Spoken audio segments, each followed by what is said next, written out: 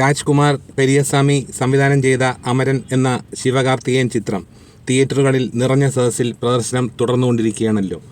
ഈ ചിത്രത്തെക്കുറിച്ച് ചില വിവാദങ്ങളും ഉണ്ടായിട്ടുണ്ട്. 2024 ഫെബ്രുവരി 21 ഈ അമരൻ എന്ന ചിത്രത്തിൻ്റെ പ്രൊമോഷണൽ ടീസർ പുറത്തു വന്ന ദിവസം, അന്ന് ശിവകാർത്തികേയൻ്റെ ജന്മദിനവും കൂടിയായിരുന്നു.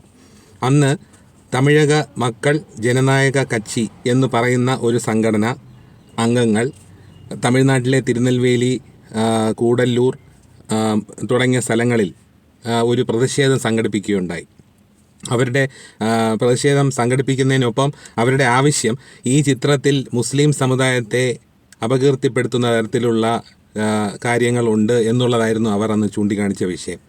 ഒപ്പം അവർ സിനിമയുടെ പ്രദർശനം തടയണമെന്നും അന്ന് ആവശ്യപ്പെട്ടിരുന്നു. മറ്റൊരു വിഭാഗം ആളുകൾ സിനിമയെ പരാമർശിച്ചത്, അതായത് ആ സിനിമയിൽ ഈ മേജർ മുകുന്ദ് വരദരാജൻ ഒരു ബ്രാഹ്മിനാണ്.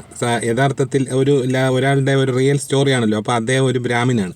പക്ഷേ ആ സിനിമയിൽ, ഈ അമരൻ സിനിമയിൽ ഈ മേജറിൻ്റെ ജാതി പറഞ്ഞില്ല എന്ന് ഒരു കൂട്ടം ആളുകൾ ഒരു പരാമർശം ഉന്നയിച്ചിരുന്നു സംവിധായകനോട്. അപ്പോൾ അതിനുള്ള മറുപടിയായി രാജ്കുമാർ പെരിയസ്വാമി പറഞ്ഞത്, മേജർ മുകുന്ദ് വരദരാജൻ്റെ കുടുംബത്തിലുള്ളവരുമായി സംസാരിച്ചപ്പോൾ അവർ ആണ് ആവശ്യപ്പെട്ടത് സിനിമയിൽ ജാതി പറയണ്ട എന്നുള്ളത്. മറ്റൊരു വിവാദം സിനിമയിൽ നായിക കൊടുക്കുന്ന ഫോൺ നമ്പറിനെ ചൊല്ലിയായിരുന്നു. സിനിമയിൽ മുകുന്ദിന് ഇന്ദുവിൻ്റെ ഫോൺ നമ്പർ കൊടുക്കുകയും ഫോൺ വിളിക്കാൻ പറയുകയും മറ്റും ചെയ്യുന്ന ഒരു രംഗമുണ്ട്. അതിൽ വ്യക്തമല്ലെങ്കിൽ പോലും ഒരു ഫോൺ നമ്പർ കാണിക്കുന്നുണ്ട്.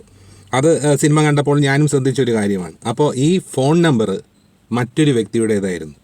ഈ വസീകൻ എന്നു പേരുള്ള ചെന്നൈയിലെ ഒരു വിദ്യാർത്ഥിയുടെ നമ്പറായിരുന്നു ഈ സിനിമയിൽ കാണിച്ച നമ്പർ.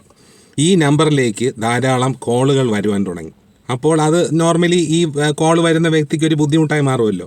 അപ്പം ഈ കോൾ വരുന്നത് കൊണ്ട് തന്നെ ഇദ്ദേഹത്തിന് മനസ്സിലായി ഇതെന്തോ കാര്യമുണ്ട് എന്ന് കരുതിയിട്ട് ഇദ്ദേഹം ഈ സിനിമ നിർമ്മാതാക്കളെ കോൺടാക്ട് ചെയ്യാൻ ശ്രമിച്ചു. അപ്പോൾ ഈ സിനിമാ നിർമ്മാതാക്കളെ കോൺടാക്ട് ചെയ്യാൻ ശ്രമിച്ചിട്ട് അദ്ദേഹത്തിന് കിട്ടിയില്ല. അപ്പോൾ അങ്ങനെ അദ്ദേഹം എന്ത് ചെയ്തു, ഈ സർവീസ് പ്രൊവൈഡറായ എയർടെല്ലിനെ കോൺടാക്ട് ചെയ്ത് ഇപ്പോൾ എയർടെല്ല് അതിന്മേൽ മറുപടി ഒന്നും കൊടുക്കാതെ അങ്ങനെ ഇരിക്കുകയാണ് ഇപ്പോൾ എന്നുള്ളതാണ് അതിൻ്റെ ഒരു ഇപ്പോഴത്തെ അവസ്ഥ.